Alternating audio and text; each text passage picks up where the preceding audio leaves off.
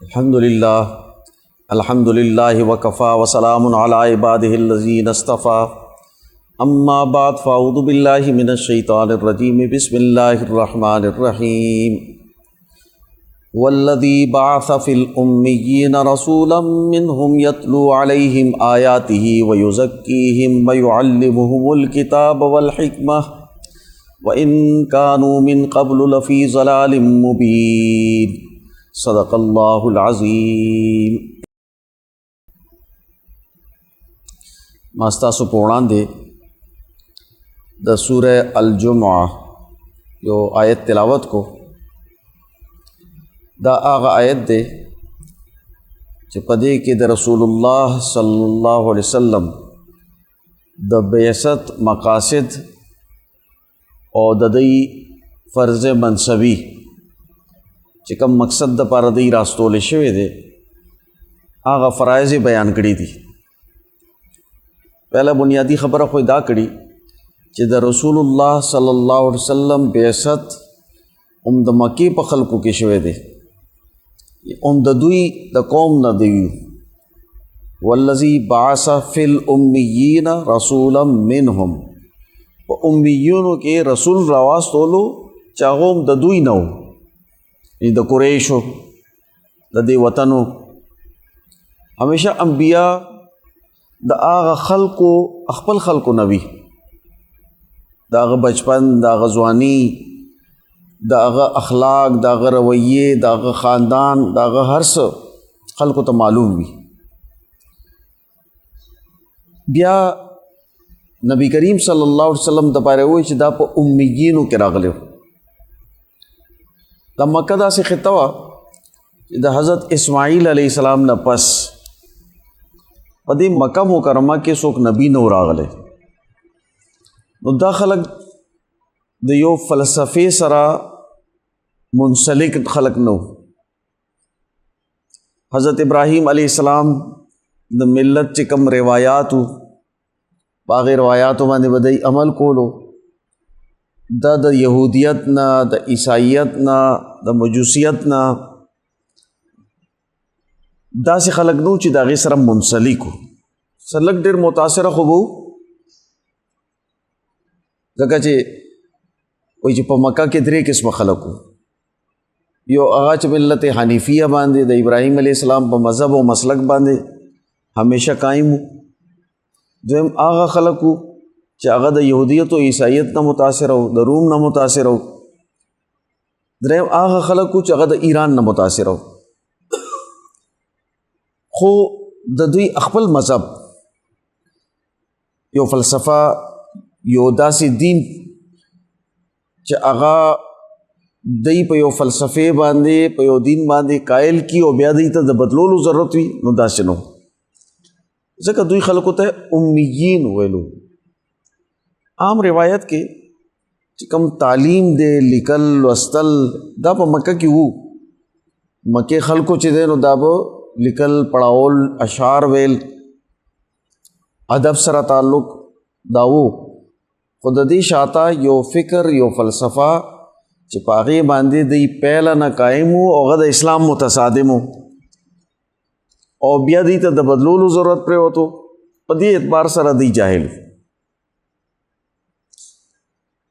दई तालीमी याफ्ता न हो द अरब खलक हुज़ूर सल्लल्लाहु अलैहि वसल्लम बेसत पदुई के ओशो और ददई तख्तई दड़ तख्तई आसफ़ावा ज़का दुई द रसूलुल्लाह सल्लल्लाहु अलैहि वसल्लम कम तालीम वर्को आगा तालीम दई कबूल को चाचे मुखालिफत को लो मुखालिफ कुलाओ और चाचे कबूल को आगा कुलाओ कबूल को और ब्याह ददी मरस्ता उकड़ा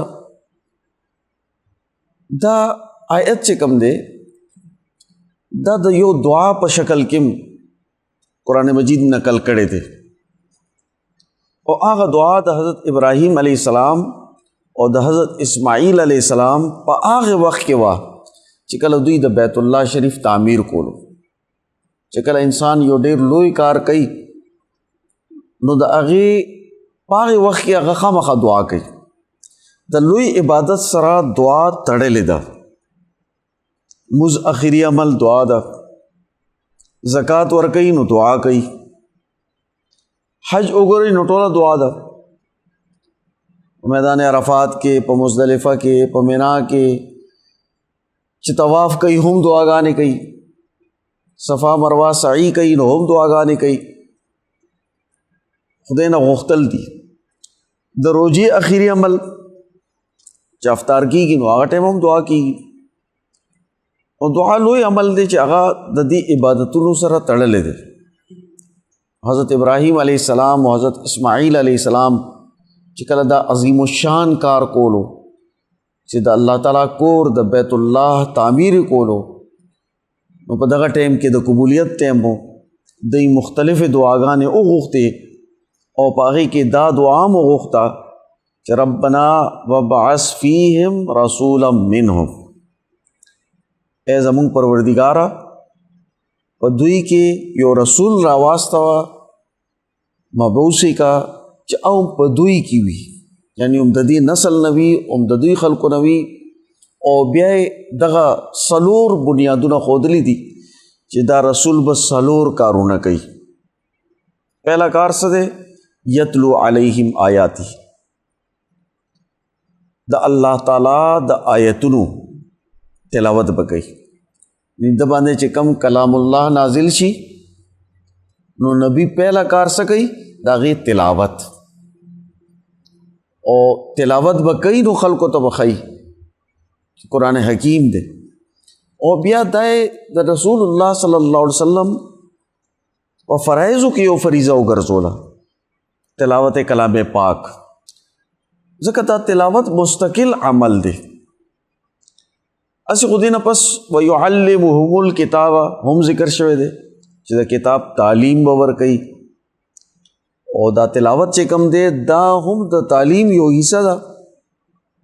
حضرت مولانا قاری محمد طیب صاحب لیکلی دي چې یتلو علیہم آیاته ویعلمهم الکتاب، دا دواړه چې ملاو شي نو دا شریعت دی. ٹھیک دی؟ دا د تعلیم کتاب او د احکاماتو د تعلیم یو حصہ ده، نو دا شریعت ګرځي.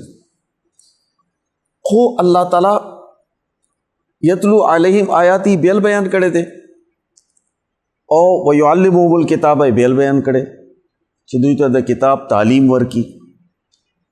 یہ مطلب شو چې دا تلاوت کلام پاک چې کوم دی دا مستقل یو عمل او عبادت دی. او نن دور کې په سوسایټي کې یو پروپیګنډا او فتنم خوره ده چې دا سوال پیدا کوي چې دا تش تلاوت کول بغیر د پوهې نه د دې څه حیثیت شته، د دې څه فائدہ؟ دا سوال په حقیقت کې نوجوان طبقه د قرآن حکیم د تعلیم نه لرې کولو دپاره کوي چې د دې تعلق د قرآن حکیم نه لرې شي. د هر تعلیم بنیاد هغه د هغې پرونسیشن وي، هغې تلاوت وي، هغه لوستل وي. د یو ژبې لوستلو نه بغیر تعلیم نه وړاندې کېږي. چې هر کله مونږ یو تعلیم شروع کوو نو د هغې یو ژبه وي، نو پهله به ژبه زده کوې، د هغې مهارت به وي او هغه ژبه صحیح الفاظو کې ویل، کاغه پښتو وي، کاغه اردو وي، کاغه انګریزي وي او کاغه عربي وي. اوس د قرآن حکیم تعلیم عربی ژبه کې دی او هغه کلام الله نازل شوی، صرف عربی نه ده. چې صرف عربي وي بیا مقدس نه ده، خو کلام الله خو مقدس دی، الله تعالی کلام دی. او الله تعالی خپل کلام ته د عربی جامه ورکړې ده، په عربی کې نازل کړی دی. نو چې کله دا د عربی په جامه کې نازل کړو نو اوس قرآن حکیم تلاوت کول دا یو مستقل عبادت دی. د دې پروپیګنډې نه متاثر کېدل نه دي پکار چې موږ د تلاوت کلام پاک پریږدو. اصل کې د دینی علوم تعلق پہلا نه خلکو سره کټ شو. یو محدود طبقه ده چې هغه د قرآن علوم زده کوي، باقی اکثریت خو د قرآنی علوم نه یو طرف ته شو. اوس څخه ډیر خلک داسې دي چې هغه کم از کم د قرآن سره د حفظ د ناظرې د تلاوت کلام پاک یو تړون لري، نو اوس دا پروپیګنډا کوي چې دا تعلق هم د خلکو ختم شي. نو پہلا تعلق خو همدا جوړیږي چې تلاوت به کوي، او بیا دا چونکې کلام الله دی، د خدای کلام، زموږ حضرات چې کله بیعت کوي نو د دې ترغیب ورکوي، دا د خدای کلام دی، الله تعالی خپل کلام زما په جبه جاری کړی دی، دا زما دپاره د برکت باعث دی، ځکه د الله تعالی عظمت د خپل وړاندې ساتل پکار دی، او د قرآن حکیم تلاوت پکار دی. د قرآن حکیم د تلاوت په نتیجه کې د روحانی ترقی کیږي، د الله تعالی د کلام برکات په د باندې نازلېږي. نو که چېرې ابتداءً دې په دې کلام پاک باندې نم پوهېږي نو هم تلاوت یو مستقل عبادت دی.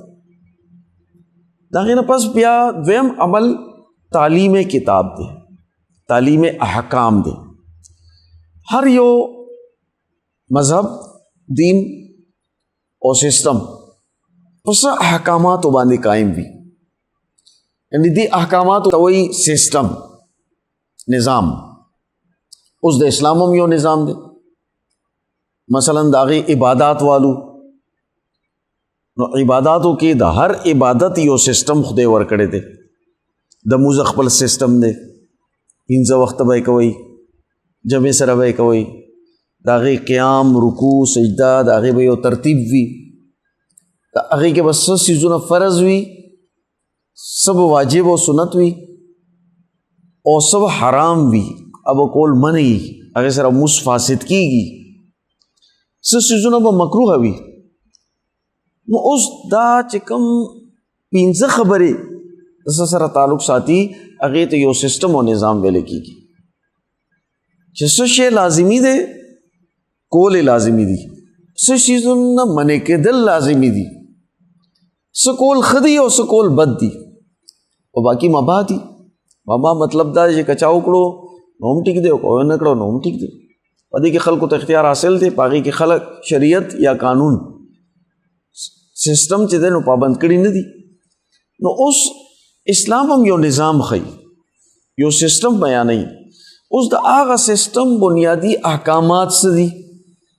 اوس د هغې تعلق د عباداتو سره دی، د هغې تعلق د معیشت سره دی، د هغې تعلق د خلکو سره د معاملات سره دی، د هغې تعلق د کور ژوند سره دی، د هغې تعلق د سیاست او اجتماعیت سره دی، د هغې تعلق د تعلیم سره دی، د خارجه پالیسۍ سره دی، د دې ټولو سره د تعلق جوړیږي. نو اوس دا تعلق قائمېدل د دې احکامات بسي، احکامات تو قرآن حکیم په شکل کې الله تعالی بیان کړي دي، او نبی هغه دنیا کې راځي نو خلکو ته دا احکامات ښیي چې زما د دین بنیادی اصول بسوي، هغه د ژوند د ټولو شعبو سره تعلق ساتي، د ژوند صرف یو شعبې سره نه. ځکه دا انبیا چې کوم دي دا صرف د عباداتو او د آخرت تعلیم نه ورکوي، د دې تعلیم د دنیا او د آخرت د کامیابی دی. قرآن مجید کې الله تعالی مونږ ته یو دعا ښودلې ده، ربنا آتنا فی الدنیا حسنه وفی الآخرة حسنه وقنا عذاب النار. اے اللہ زمونږ دا دنیا هم حسنه کې، آخرت هم حسنه کې، او د اور د عذاب نه مو بچ کې. اوس دا جامع دعا ده. مونږ وایو چې اے الله زمونږ آخرت جنت کې، ځکه چې هلته حسنه ویلي ده، ښې کې یعنی جنت کې، نو زمونږ دنیا هم ښه کې، نو دنیا هم راته جنت کې. حضور صلی الله علیه وسلم چې کوم انقلاب په دنیا کې قائم کو، امن و خوشحالی قائمه کا، انسانانو ته چې کومه ترقی ورکړه نو دنیا ورته جنت وګرځېدو، ځکه چې په دې دنیا کې دوی ترقی شروع کاو، رشتیا، امانتداری، دیانتداری، عفت و پاک دامنی، ظلم زیاته نشته چا سره، بد اخلاقی نشته، علم و شعور دی، د هغې ماحول دی، د عزت معاشره ده، خلق ترقی طرف ته مخ روان دي، نو جنت معاشره شو کنه. نو الله تعالی د دې دنیا ښېګړه هم غوښتې ده، مونږ ته ښودلې ده چې غواړئ مانه، او د آخرت ښېګړه مونږ ته ویلي دي او اور عذاب وقنا عذاب النار چې موږ د اور د عذاب نه بچ کا نو که هغه اور د دنیا وي که د قبر وي که د حشر وي او که د آخرت وي د هغې نه پناه غوښتي ته د دنیا د عذابونو نه پناه غوښتي د قبر او د حشر او د آخرت د عذابونو نه پناه غوښتي نو اوس کم سسٹم چې د دنیا او د آخرت د کامیابی یو نظام ورکوي د هغې تعلیم ورکول ویعلمهم الکتاب چې دوی ته د کتاب تعلیم ورکړی کیږي حضرت الامام شاہ ولی اللہ رحمۃ اللہ علیہ فرمائی چې قرآن کې د دې تعلیم 15 مضامین دي پہلا مضمون دا دی چې هغه احکامات چې په هغې کې حلال او حرام صحیح او غلط بیان شوي دي چې څه خبره صحیح ده او څه غلطه ده دا بیان شوي دې ته علم الاحکام وایي نو د قرآن څه آیتونه په دې باندې دي بیا څه آیتونه په دې دي چې دا اسلام یو سسټم او حکم ورکوي نو یهودیت هم یو حکم او سسټم ورکړی عیسائیت هم یو حکم او سسټم ورکړی کیپټلزم یو حکم او سسټم ورکړی سوشلزم هم یو حکم او سسټم ورکړی او داسې هر چې کوم مذهب دی یا سسټم دی یا قوم دی نو د هغه یو حکم او سسټم شته چې هغې ته ورکړی دی اوس د دې حکم او د سسټم د هغې سره کمپیریزن څه دی دا د اسلام دا حکم او سسټم د نورو حکم او سسټم په مقابله کې صحیح تر بهترین او اعلیٰ تر ولې دی څنګه دی دا ولې خلک قبول کی نو د دې لپاره ضروری ده چې د دې کمپیریټیو سټډي دی وي نو دې ته وایي علم المخاصمه یعنی د نورو مذاهبو سره او د سسټمو سره کمپیریټیو سټډي د هغې داسې مطالعه کول چې د هغې غلطې خبرې رد کړی شي او د خپلې صحیح خبرو تایید او تصدیق او دلایل بیان شي د مخاصمې مطلب اسې لفظي مطلب یې جګړه وي خو د دې اصطلاح مطلب امام شاہ اللہ سے وایي چې جګړه نه ده مخاصمې مطلب دا دی چې داسې انداز کې گفت و شنید کول چې د هغې دلایل پې پته ولګي چې دا غلط دي دوی پې خبر شي چې دا غلط دي او زمونږ چې کوم دلایل دي هغه ټیک دي او د هغې دپاره قرآن حکیم په یو بل ځای کې مونږ ته طریقه ښیي چې ادعو الی سبیل ربک بالحکمت والموعظة الحسنة وجادلهم باللتی ہی احسن تاسو دعوت داسې ورکوي د الله تعالی د لارې طرف ته بالحکمت حکمت سره الموعظة الحسنة د ښه واز و نصیحت سره وجادلهم باللتی ہی احسن دې علم ته مجادلم ویل کېږي مخاصمه مجادله نو مجادلم وی د هغې مطلب هم لفظي مطلب جګړه وي خو هغې سره قرآن حکیم هی احسن شرط لګولی چې هغه طریقه چې هغه د ټولو نه بهترینه طریقه وي په بهترین شکل کې وي احسن د ښه سپرلیټیو ډیګري ده چې ټولو نه ښه طریقې چې په هغې کې د الفاظو د چا انسلټ نه کېږي په تندي باندې چې نو 12 بجې نه راځي یو لهجه نه خرابېږي هغه ته بد رد نه وایي د هغه عزت پې نه خرابوي په دې طریقې سره دا پکار دی دا مجادله او مخاصمه بیا هغې نه پس د دې تعلیم دپاره 3 نور علوم دي یو تذکیر بآلاء الله د الله تعالی انعامات د هغې تذکیر د هغې نصیحت د هغې یادګرنه دا خلکو ته ورکول او د دې په ذریعې سره د توحید د رسالت د آخرت او د دین اسلام عظمت پیدا کول بیا دویم علم دی تذکیر بایام الله سابقہ قومونو تاریخ قتل او په هغې تاریخ کې د دې صحیح احکاماتو منلو والا خلکو څه نتیجه راوته په دنیا کې او د نه منلو الله څه نتیجه راوته کم خلق کامیاب شو کم خلق ناکام شو نو تاریخ په ذریعے سره خلکو ته د دې علم او د دې تلقین وشي او بیا تذکیر بالموت او بما بعد الموت، د مرګ او د مرګ نه پس د انسانی اعمال او نتایج څه دي. انسان به جنت ته ځي نو د کم عمل او د کردار د وجې نه به ځي، جهنم ته به ځي نو د کم عمل او د کردار د وجې نه به ځي. د دې تعلیم، د دې تلقین او نصیحت، د دې مذاکره دا کول، نو دا 5 علوم دي په قرآن حکیم کې چې قرآن حکیم خپل تعلیم د دې په ذریعه سره ورکړی دی. او دا ټول علوم د دې بنیادی احکامات او د هغې وضاحت د هغې سره تعلق ساتي. نو د قرآن تعلیم ورکول،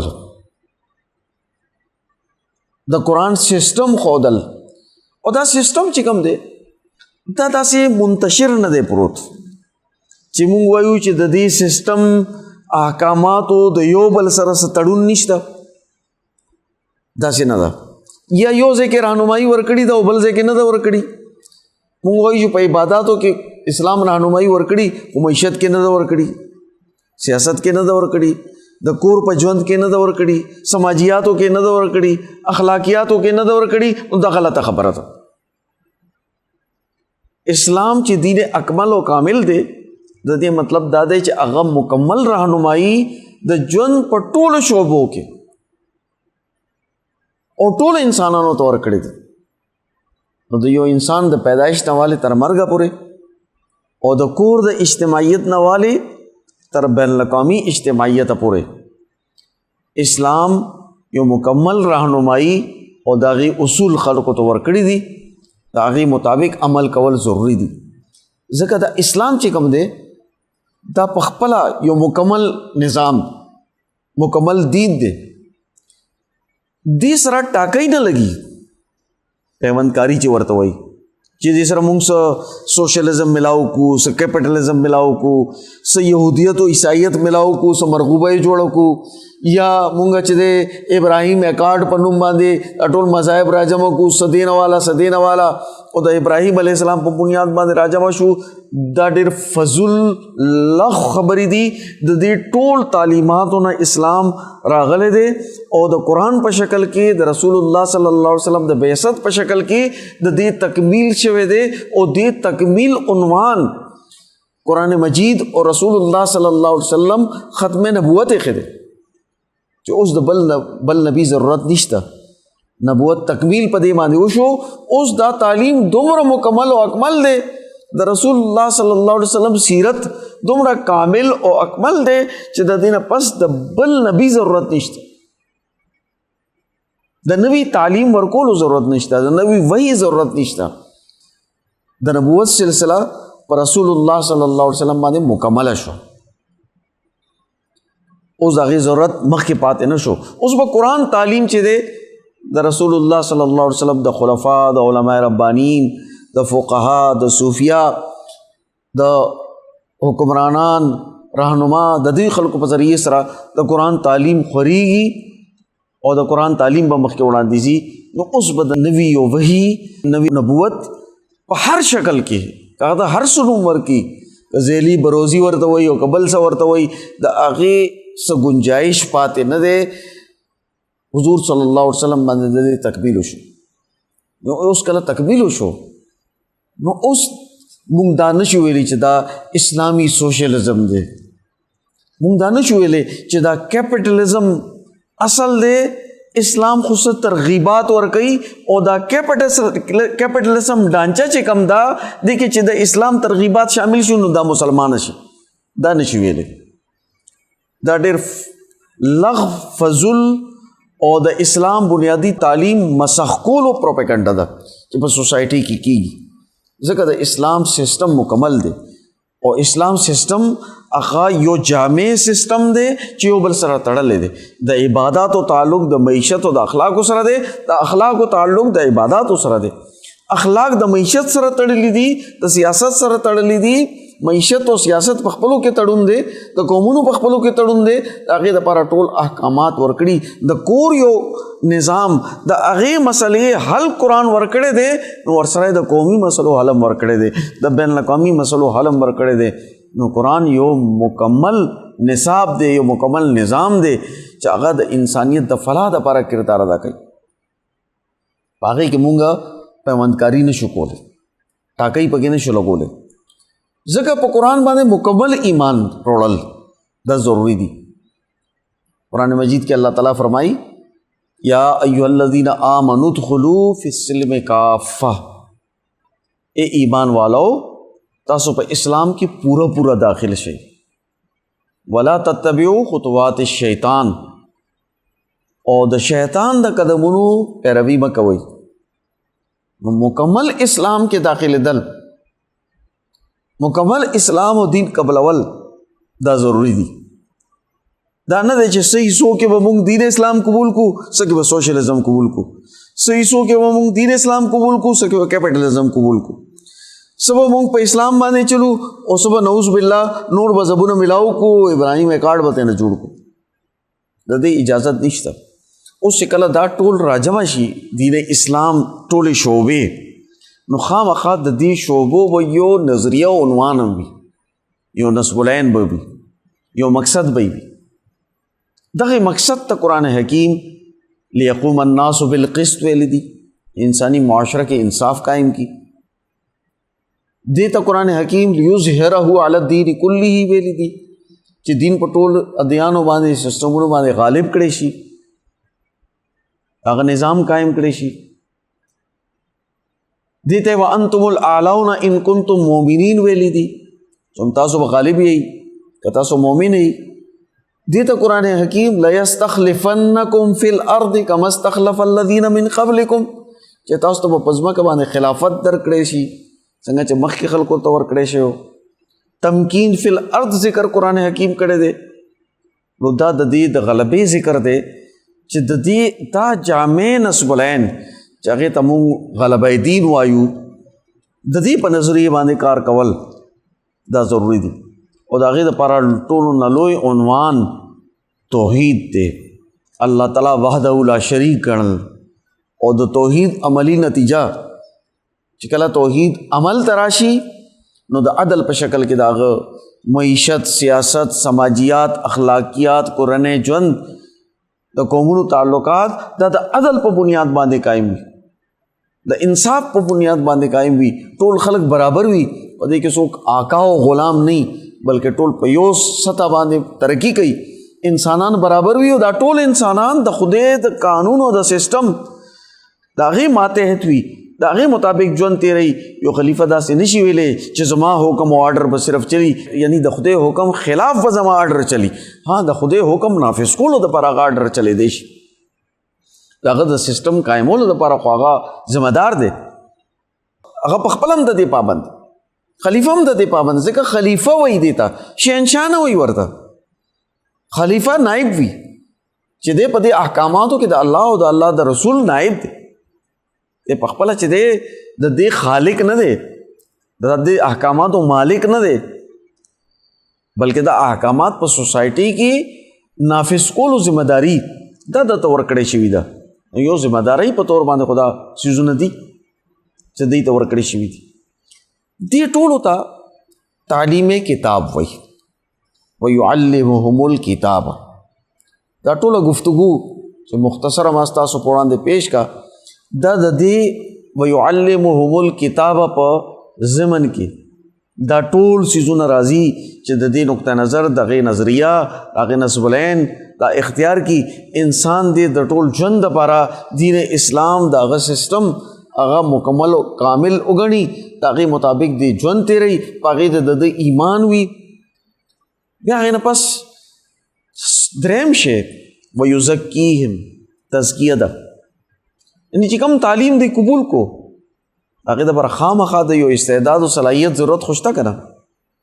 اوس ګوره یو ډېر لوی عالم فاضل سړی وي، ډاکټر وي، ایم ایس اے کړی وي، پی ایچ ډي کړی وي، ټیک دی، خو چې کله هغه ټیچنګ کوي نو هغه ته د ټیچنګ تعلیم ورکړی کېږي چې ته ټیک دی چې تعلیم یافته یې، خو دا تعلیم بل ته ښودل د دې خپل اصول دي، د هغې قاعدې دي، د هغې تربیت دی. یو کس به اکنامکس ویلی وي، په هغې کې ماهر وي، خو چې کله عملی تجارت ته راځي نو د هغې تربیت به حاصلوي. یو کس حکومت برتی کی د دې دپاره چې دی به تحصیلدار وي یا دی به ډي سی او اے سی وي. چې کله تحصیلدار برتی کی نو دی ټولو نه پهله د ډیوټي د پټواري سره وي او د پټواري نه عملي څیزونه زده کوي. بیا ګرداور سره کینی، قانونګو سره کینی، هغې نه پس بیا دی په خپل سیټ په بیا نایب تحصیلدار جوړ شي، بیا تحصیلدار وي چې دی دا تربیت حاصل کی چې دا اداره دی چلولی شي. یو ډي سی برتی کیږي هغه ته د تعلیم تربیت ورکړی کیږي. د تربیت نه بغیر یو ډي سی نشي جوړ دی. یو زراعت پیشه که ایگریکلچر یونیورسٹی کې هغه 100 PhD ګان ولې نه کړي، خو چې هغه کروندې ته ځي نو یو زمیندار سره په ځمکه باندې کینی، د هغې علم به حاصلوي، عملي تربیت به حاصلوي، بیا به دی کرونده کولی شي، خو د هغې نه بغیر نشي کولی. اوس دا اسلام چې کوم دی د دې تعلیم دا صرف د لوستلو سره په دې کې MA او PhD کولو سره بس انسان ډېر لوی سړی شي، د دې تربیت ضرورت به نه وي. د دې مزد دپاره هم یو تربیت دی، د دې اخلاق اختیارولو دپاره هم یو تربیت دی، د یو صلاحیت ضرورت دی چې د دې سسټم به څنګه قایمیږي، د دې نظام به څنګه قایمیږي، د دې بنیادی روح به څنګه وي، د دې د نیکۍ اثر به انسان پړو په دماغ باندې څه پرېوځي او د ټول ژوند دا به د مطابق څنګه جوړیږي. د ده نه د هغه امراض وځي، هغه بیماریانې وځي چې هغه بیماریانې دې خود غرضه کوي. اوس صوفیاو مختلف بیماریانې یادې کړي دي.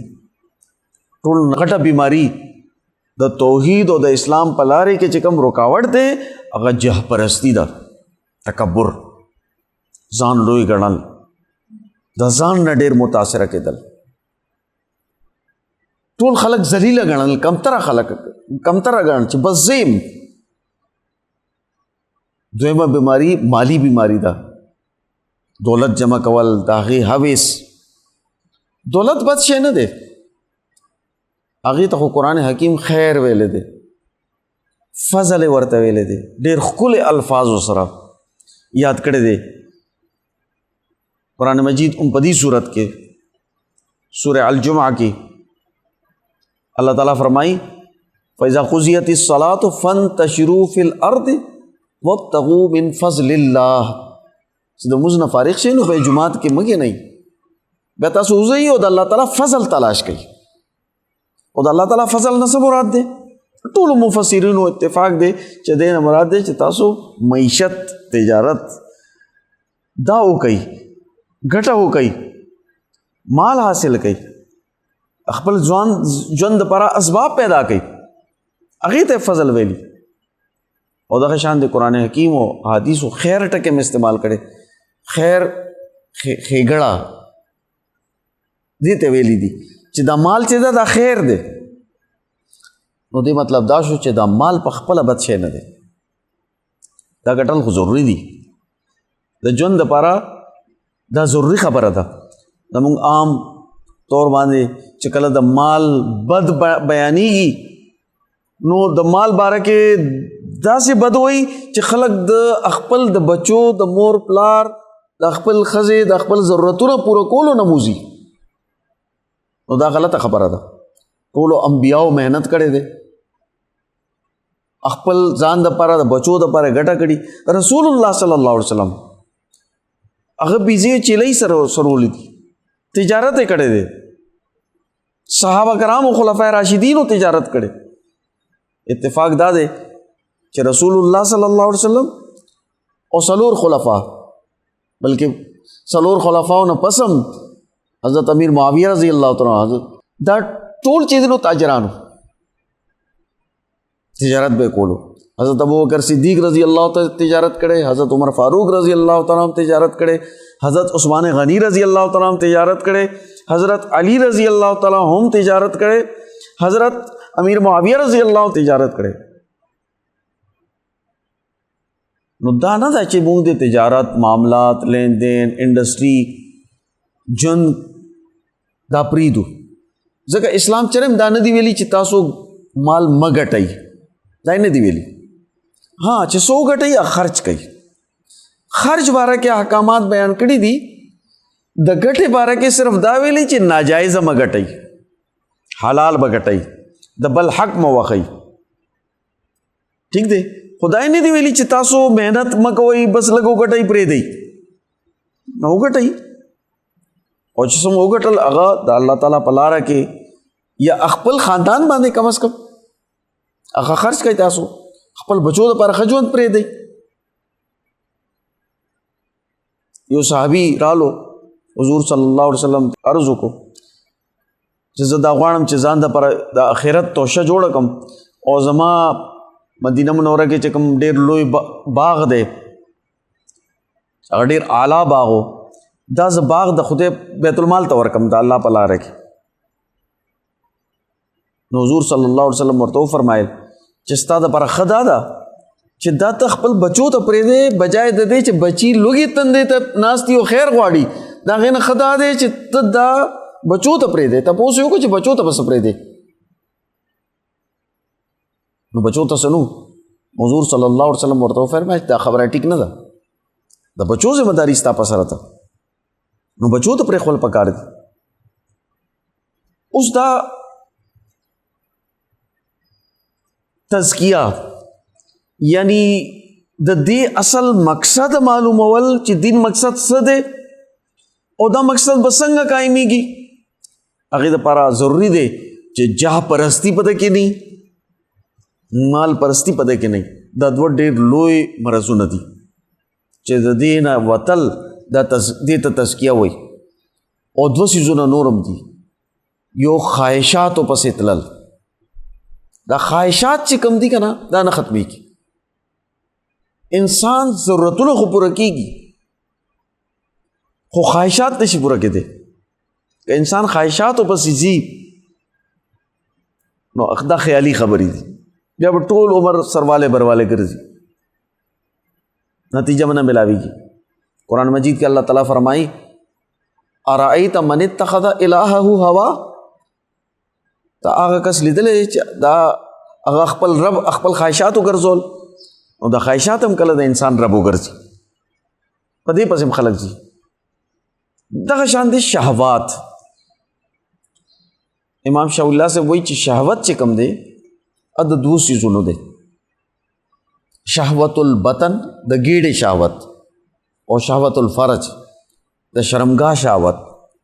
یعنی دا دوه څیزونه چې کوم دي د دې داسې حرص و هوس چې هغه د حلال او حرام د تمیز نه بالاتر د قانون دایرې نه وځي او په دې پسې انسان لګېدلی وي، نو دا د انسان ډېر لوی مرض دی. او چې کله دا مرض په انسان کې پیدا شي نو هغه د دین او د ساتي نه وځي، هغه د هر څه نه وځي، د تعمیري کار نه هغه وځي. هغه چې دی بیا د انسانیت فکر نه کوي، د انسانیت سوچ د هغه ختم شي. دا څلور مرضونه په انسان باندې چې کله مسلط شي دا ډېر نقصان کوي. حضرت پیران پیر شیخ عبدالقادر جیلانی رحمۃ اللہ علیہ فرمائی چې اصل کې تزکیه دا ده چې انسان د دې څلور مرضونو نه وځي، د دې څلور مرضونو علاج وشي. او دا علاج صوفیا کوي. دا صوفیا چې کوم دي نن سبا د دې باره کې لږ تصور خراب شوی دی، غلط تصور پیش کیږي. ځکه چې نن کم خلک د صوفیا په نوم باندې ناست دي هغه یا جاهل دي، بالکل صرف جاهل، چې د شریعت احکاماتو دته هیڅ پته نشته او د دنیا مقصد وي. او یا دا صوفیا چې کوم دي دا عاملین دي، صوفیان دي، عاملین دي. عامل بیل شی دی، صوفی بیل شی دی. صوفی دا د انسانونو ډاکټري، هغې د نفسیاتو ډاکټري، په دې کې دا څلور مرضونه ختموي. خپل ځان نه مو ختم کړي وي او د خلکو نه هغه ختموي، په دې لارې باندې روان وي چې د دې امراضو نه بالاتر شي، په توحید، رسالت، په آخرت او د دین په احکاماتو باندې داسې عمل کوي چې د هغې سره د دس غرض نه وي وابسته، د ذاتي غرض دپاره نه کوي، صرف د الله تعالی رضا دپاره کوي، الله تعالی د مینې دپاره، د رضا دپاره دا عمل کوي. نو دا مقصد د پیش نظر وي. اوس صوفیا د دې تزکیه او تربیت کوي. دا صوفیا چې کوم دي دا لازمن د دین د بنیادی احکاماتو نه واقف وي، یعنی دې ته پته وي چې د الله تعالی احکامات سي. دا علما وي، دا لوی لوی صوفیا چې کوم دي دا په علم کې د دې علماو فقهاو نه اوچت درجه باندې د دې مقام داغه نه اوچتي، ځکه چې د علم نه پس دا مقام ملاویږي چې هغه د تزکیه وکړي او بیا د تزکیه په اعلی مقام باندې خلق فائز وي. د حضور صلی الله علیه وسلم د سنت مطابق زہد اختیار کړی وي. زہد څه مطلب دی؟ مسکنت څه مطلب دی؟ چې کوم رسول الله صلی الله علیه وسلم اختیار کړی دی. حضور صلی الله علیه وسلم یو دعا غوښتې ده، اللهم احیینی مسکینا وامیتنی مسکینا وجعلنی فی زمرة المساکین. اے الله زه چې ژوند یم نو په مساکینو کې دیم، چې مړ کېږم نو د مساکینو سره دې مړ شم، او چې د قیامت په ورځ راوچتېږم نو د مساکینو سره. دا مسکنت اختیارول په دنیا کې دې ته زهد وایي. دنیا طلب ختمېدل، په دنیا باندې اعتماد ختمېدل. دې مطلب دا نه دی چې دوی سره دنیا وینا. رسول الله صلی الله علیه وسلم ته مال غنیمت بلا راتلو، تجارت خپل د نبوت نه پس د نبوت فریضه و، ځکه تجارت نه کړي، هغه نه غټه ذمہداري دی سره. حضرت ابوبکر صدیق رضی الله تعالی عنہ چې کله خلیفہ شو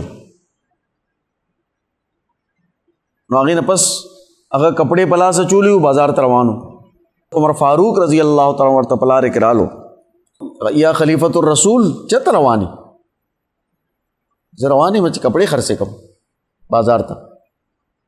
اشته چې کپڑے خرڅه نو په دې ټیم کې به د دې امت فکر څوک کوي چې ته د رسول الله صلی الله علیه وسلم نائب او خلیفہ ګرځیدلې، نو تا باندې خدا فرض دی چې تو هر ټیم د خلکو خیال وساتې. په دې ټیم کې د چا ضرورت وي نو بچا ته ځي.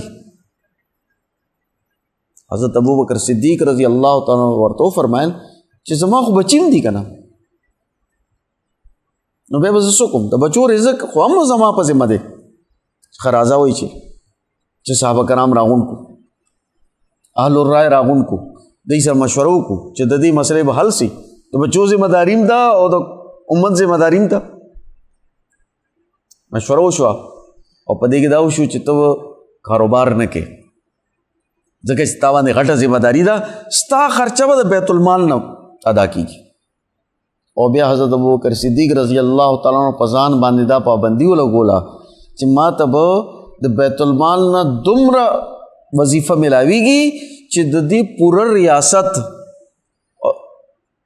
یو غریب نه غریب سړی چې په څومره پیسو کې ژوند تیرولی شي دومره به ظالم د دې نه زیات بنا ده.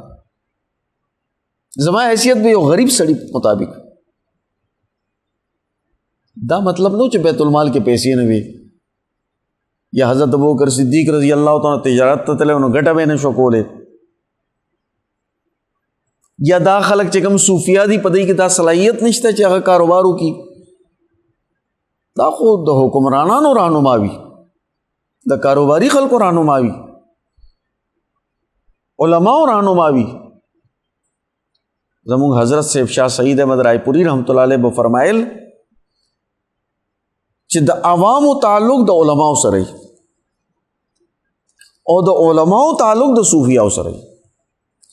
صوفیا د علماو رهنمایي کوي، د حکمرانانو رهنمایي کوي، او عوام د حکمرانانو په سسٹم باندې او د علماو پر رهنمایي باندې چلی. نو صوفیا ډېر اوچت خلق وي، ځکه دا چې کوم صوفیا تیر شوي دي دا د علم په اعلی درجه باندې فایز او د تقوا په اعلی درجه باندې فایز. قرآن حکیم د علم نه پس تزکیه ذکر کړی دی، وَيُزَكِّيهِمْ، یعنی هغه خلق صحابه کرام رضوانالله علیهم اجمعین چې دوی ایمان نو قبول کړي او د سوسایټي عام خلق وکنه دی چې د رسول الله صلی الله علیه وسلم صحبت ترالو نو د هغه صحبت او تربیت دا اثر شو چې د دنیا ټولو نه اوچت خلق شو صحابه کرام ته نه جوړ شو دا عمل صرف د علم په وجه باندې نو صرف علم په وجه نتیجه نه یو درجه کې خو نتیجه مرتب کیږي خو یو مکمله نتیجه د صحبت په نتیجه کې کیږي د تزکیه په نتیجه کې کیږي نو حضور صلی الله علیه وسلم دریم فرض منصبی دا خودلې ده چې ويزکیهم چې دوی به د دوی خلقو تزکیه کوي د رضایلو نه به پاک کی او دوی کې به اعلی خوبیان پیدا کی یو د توحید منل د جبه او د عقل سره یو د دړنه پاغي باندې ایمان وروړل دا دوه ډېر مختلف څیزونه دي هغه د ژوند حصہ جوړېدل د بدن او د ژوند حصہ جوړېدل دا د تزکیه نه بغیر نه کیږي اوس دا تزکیه چې ده دا د صوفیاو کار دی او څلورم منصب دا بیان کړی دی والحکمه چې دوی ته به حکمت ښیي حکمت تعریف دا کیږي چې د حقایقو داسې معرفت چې سړی دغه مون ته ورسي د خبرې مون ته ورسي او په دې باندې مکمل د دسترس قائم شي چې حقایق څه دي صحیح او غلط څه دي دې ته رسېدل دې ته حکمت وایي حضور صلی الله علیه وسلم د تعلیم کتاب فریضم و او د تعلیم حکمت فریضم و ويعلمهم الکتاب والحکمه حکمت هم خودلې دي حضرت مولانا قاری محمد طیب صاحب رحمۃ اللہ علیہ چې هغه د بانی دارالعلوم دیوبند نوسه و او شپېته کاله د دارالعلوم دیوبند محتمم پاتې شوی شپېته کاله دارالعلوم دیوبند چلولې دی قاری محمد طیب سے وایي چې د دې حکمت نه مراد د دې حکمت نه مطلب تنظیم اعمال دی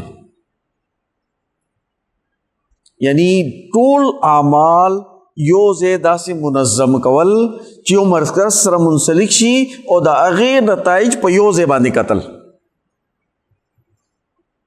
او دا تنظیم اعمال چې کم دی دې ته په نن ژبه اصطلاح کې سیاست وایي سیاست څه ته وایي ادارې مختلف شعبې مختلف خلق دا په یو ځای باندې راوستل مختلف اعمال اغرا جمع کول د معیشت د تعلیم د سیاست د خارجه پالیسی یعنی سیاست خپل اعمالم ګوري او دا غي نه علاوه نو دا ټول یو مربوط د سیاست په نتیجه کې یو خلک چې راجمع شي دی ته یو قوم ویل کیږي د سیاست په نتیجه کې څه خلک راجمع شي په یو نظریه باندې د ته جماعت ویل کیږي د کور یو سیاستي یو حکمتي ځکه امام شاه الله سے فرمایي چې څوک د کور نظام نشي چلولې پاغي کې فیل وي هغه د ملک نظام هم نشي چلولې یو وړي کې غونې ملک ته یو وړي کې غونې ریاست دی دا کور پاغي کې دا معیشت سیاست اخلاق تعلیم خارجه پالیسی تربیت دا ټول څیزونه په دې کور کې موجود وي اوس حکمت چې کم دی هغه وایي سیاست ته نو قاری محمد طیب سے پدې باندې یو خطاب کړی دی علماو ته او پاغي کې دوی ویلي دي چې د دین درې شعبې پدې آیت کې بیان شوي دي شریعت طریقت او سیاست یتلو علیہم آیاته ویعلمهم الکتاب دا شریعت شو ویزکیہم دا طریقت شو او والحکمہ دا سیاست شو په دې کې د دین درې شعبې ښودلې دي شریعت طریقت او سیاست او د دې درو نه بغیر د شریعت علم حاصل شو تزکیه ونه شوه نو بیا به د دین تعلیم نه د ذاتی غرض پوره کوي ذاتی ګټه به کوي تربیت نوي او دته اختیار بلاو شي او دغه دنه مرض موجود وي لکه چې دا مال پرستی، جاه پرستی، خواہشات او شهوات پرستی دا مرض دی که نه، بیماری ده. ځکه هو قرآن حکیم کې دا ویلي دي چې کله امهات المؤمنین ته مخاطب کیږي چې تاسو چې کله د غیر محرم سړي سره خبرې کوئ نو نرم الفاظو کې مه کوئ. او دا ټول امت ته دا تعلیم دی. زنانو ته حکم کړی چې تاسو ځکه چې په نرمو الفاظو کې خبرې مه کوئ، ځکه چې چا پړه کې برس دی هغه به تما ساتي، بیا سخت خبره کوي ورسره، داسې خبره کوي چې دا تمنه پیدا کیږي چې دا خو لګي داسې چې دنو ما سره نږدې کېدل غواړي. نو دې مطلب دا شو چې دا مسلې چې پیدا کیږي دا مرض د وجې نه پیدا کیږي. اوس د چا پړه کې مرض دی او مرض نه ختم شوی نو که دې شریعت باندې پوهیږي او ځان ته د شریعت عالم هم وایي، بیا به هم غلط کار کوي، بیا به هم خود غرضي کوي، بیا به هم دین خرڅوي. دې ته علماء سو ویل کېږي. هغه خلق چې هغه د شریعت علم حاصل کو خود تزکیه ہونے کا خود غرضی هغه شان موجوده ده څنګه چې دنیادار کې ده. مفاد پرسی هم هغه شان دی قائم ده، دې لالچ هم هغه شان دی کوي، دې جاگیرداریت او وډیرا هم هغه شان دی وي، دې خپل شهوات هم هغه شان دی پوره کوي، د خواهشات هم هغه شان دی وي. او دې وایي چې ما سره دین علم هم شته. نو کچره دې عالم ګڼل کېږي نو دې ته علماء سو ویل کېږي. د دې اتباع چوشي نو د په غلط لارې باندې سړی بوځي. علماء حق، علماء ربانین به هغه وي چې د شریعت نه پس د دې د تربیت تزکیه هم شوي او بیا د دې دوه څیزونو نه پس دریم نمبر د سیاست. زموږ حضرت شاه سید احمد رائے پوری رحمت الله علیه به فرمایل چې پہلا شریعت او دغه نظریه راځي بیا طریقت پیدا کیږي او بیا سیاست اهلیت پیدا کیږي. ځکه چې سیاست خو طاقت دی کنه چې ټول ملک داغه وسایل، داغه اختیارات، داغه قانون ستا په لاس کې وي او ته شیطان درنده ظالم خلکو لوټ مار کولو والے او اختیارات ورته ملاو شي نو ملک به تباہ کیږي. یعنی هغه سره علم هم نه څنګه چې نن سیاستدانان دي چې شریعت او د عدل علم دوی سره نشته، خپل جاگیر په بنیاد باندې، د خپل سرمایه په بنیاد باندې دوی سیاست ته راوځي، د علم خو نه لري او د دې تربیت هم نه شي. مخکې چې څومره حکمرانان براتلو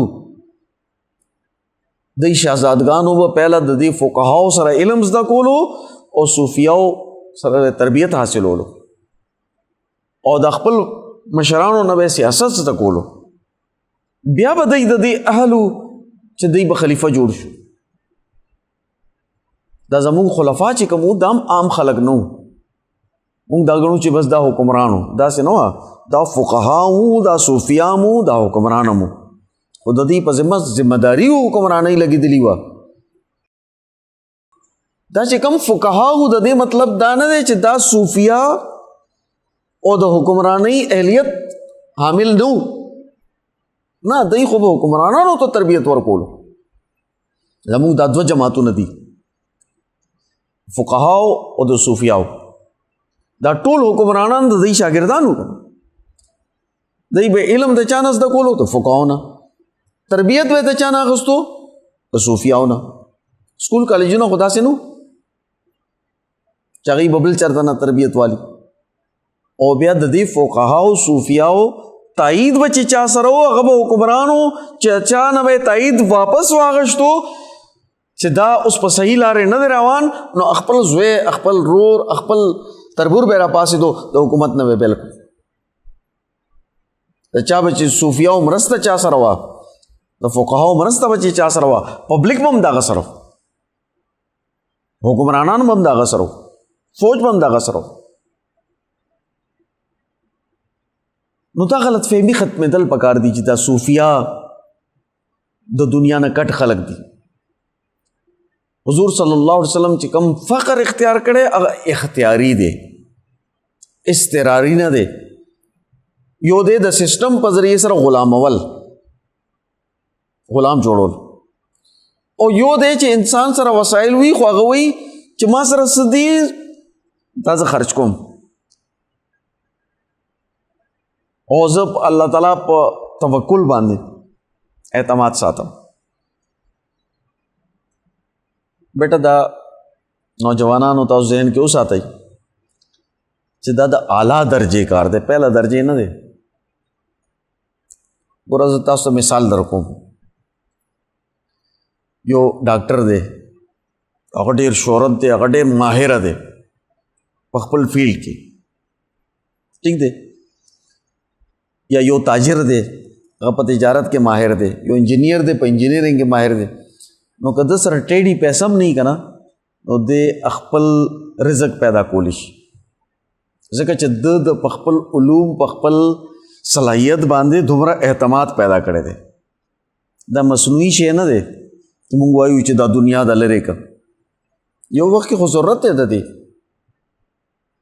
ځان سره وسایل ساتي، خپل صلاحیت دومره اوچت کړه چې بیا یو وخت کې تا ته دا مسله نه دا نشي کېدی.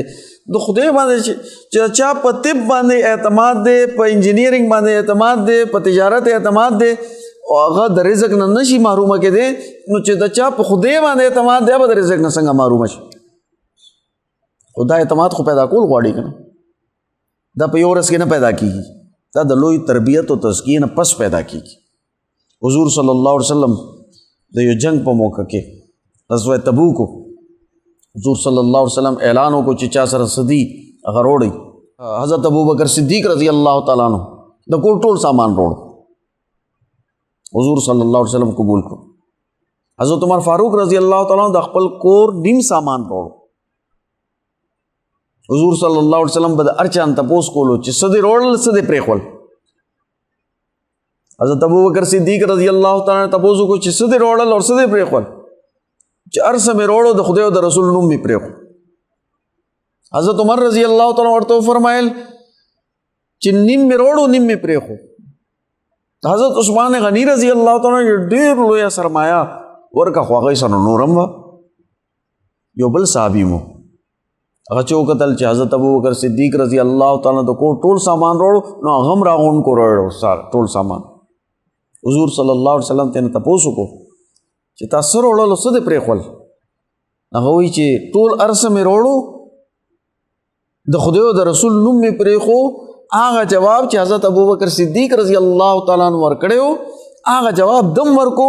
حضور صلی الله علیه وسلم ورته وفرمایل چې نه ستا نه ټول نه دی قبول، ته دا سامان یوسه د خپل بچو دپاره پرېږده چې کوم ستا د ضرورت نه فالتو دی هغه روړه، ځکه چې دا مقام د هر چا نشي کېدی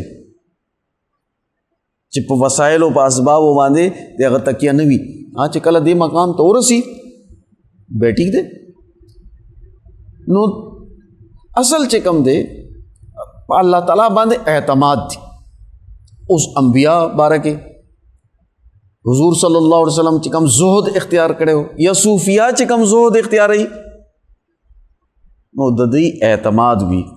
د دوی په لنګر کې خو زرګونه خلک روټۍ خوري، د زرګونو خلکو روزګار د دوی سره تړلی وي،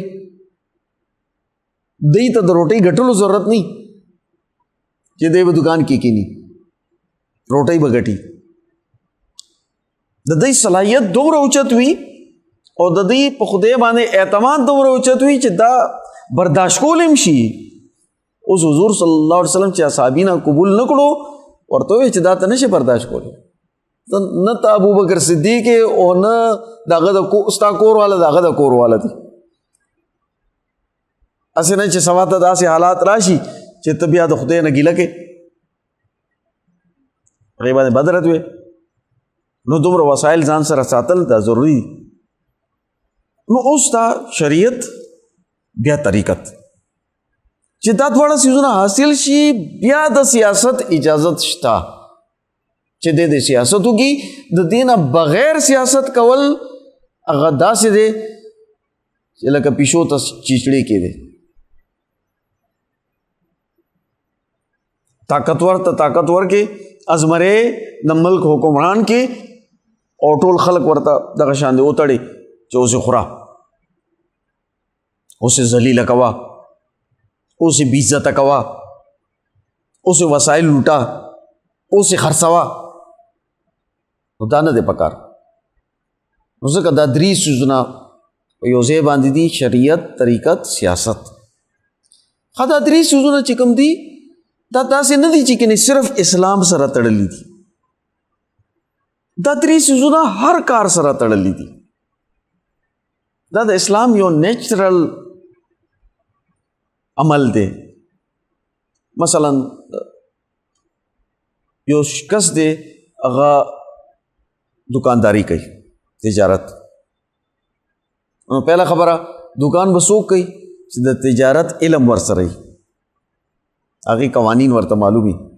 که د تجارت قوانین نه معلوم، څه قانون کې جایز دي څه ناجایز دي، تجارت به څنګه کې څومره پرافټ بله په چا به خرڅې، څه څیزونه خرڅول دي او څه نه دي خرڅول، څه دکان کې کېښودل دي څه نه دي کېښودل، علم ضروري دی.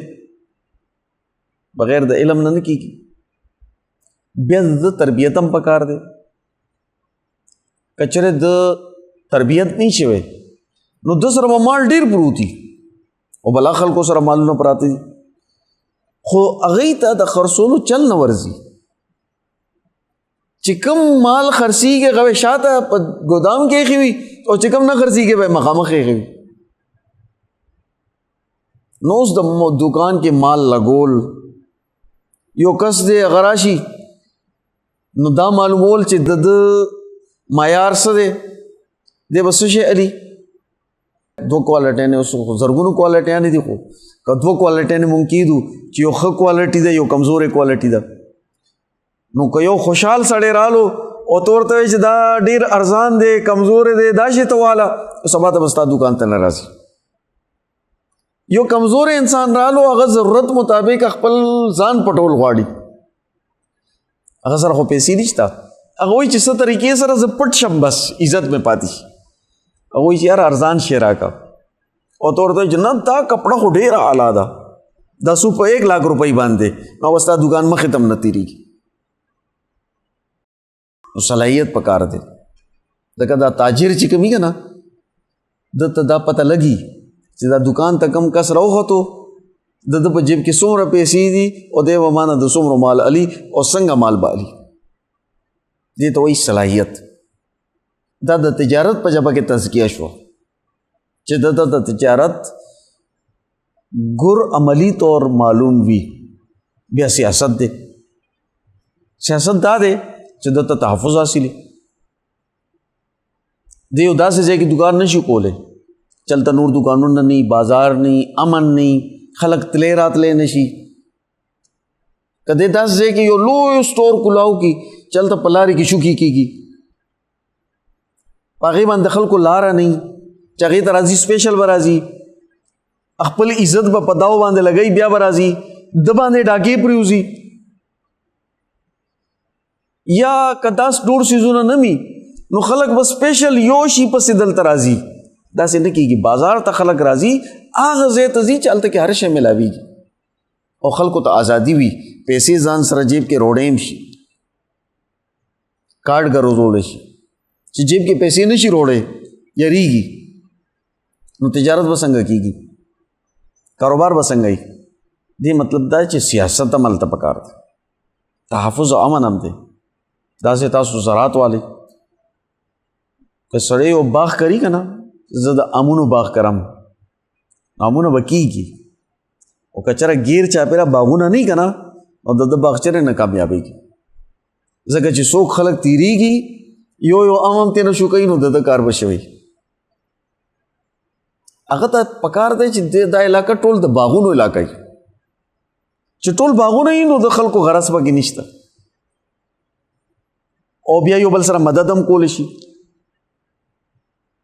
هله به کامیابېږي. داسې بوټی خو کور کې هم څوک نه پرېږدي، خلک ورته دیوال باندې راوړي وتي نه څیزونه خوري. دې مطلب دا د درې سیزونه تړلي دي د ژوند په هرې شعبې کې تړلي دي.